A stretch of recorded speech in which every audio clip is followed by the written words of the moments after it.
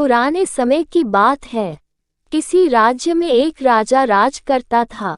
वो राजा अक्सर अपने राज्य का कोई न कोई गांव भ्रमण करता और वहां गांव में जाके अपनी प्रजा की समस्या सुनता और उसका समाधान लाने का प्रयास करता। राजा बहुत ज्यादा कर्तव्यनिष्ठ था और इस वजह से उसके कार्य के चर्चे दूर दूर तक फैले हुए थे। एक दिन राजा हर बार की तरह किसी गांव में प्रजा की समस्याओं को जानने के लिए भ्रमण पर निकले हुए थे। उस समय राजा ने एक साधारण कुर्ता पहना हुआ था। थोड़ा आगे चलते ही राजा के कुर्ते का एक बटन टूट जाता है। राजा तुरंत अपने मंत्री को बुलाता है और उन्हें आदेश देता है कि जाओ, इस गांव में से ही किसी होनहार दर्जी को बुलाकर लाओ जो मेरे इस कुर्ते का बटन लगा पाए। मंत्री ने राजा का आदेश सुनते ही तुरंत पूरे गांव में से होनहार दर्जी की खोज शुरू कर दी। राजा के नसीब अच्छे थे कि उन्हें उस गांव में से एक अच्छा दर्जी मिल गया। उस दर्जी की एक छोटी सी दुकान थी। दर्जी को राजा के पास लाया गया। राजा ने दर्जी से कहा कि क्या तुम मेरे कुर्ते का बटन सील सकते हो? दर्जी ने कहा, जी हजूर, ये कौन सा मुश्किल काम है। दर्जी ने अपने थैले में से धागा निकाला और राजा के कुर्ते का बटन तुरंत लगा दिया। राजा अपने कुर्ते का बटन इतना जल्दी सील गया, उस वजह से उस दर्जी से बहुत खुश हो जाते हैं।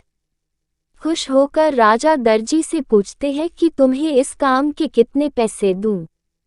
दर्जी ने कहा, अरे महाराज, ये तो बहुत ही छोटा सा काम था, इसके मैं आपसे पैसे थोड़ी न ले सकता हूँ, मुझे इसके कोई पैसे नहीं लेने हैं। राजा ने कहा, अरे तुम मुझसे मांगो तो सही, मैं तुम्हें तुम्हारे काम की कीमत जरूर दूंगा। अब दर्जी मन ही मन सोचने लगा कि बटन तो पहले से ही राजा के पास था, मैंने तो सिर्फ अपना धागा लगाया है। मैं ऐसा करता हूँ कि राजा से इस काम के 5 रुपए मांग लेता हूँ।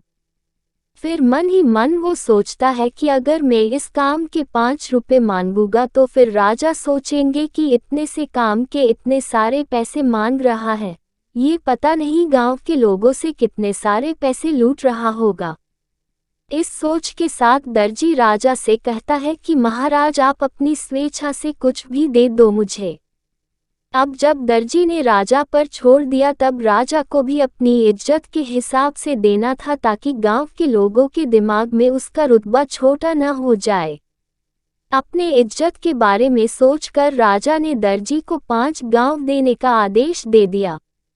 राजा का आदेश सुनते ही दर्जी अपने मन में सोच रहा था कि कहाँ मैं राजा से 5 रुपए मांगने की सोच रहा था और कहाँ राजा ने मुझे 5 गांवों का मालिक बना दिया।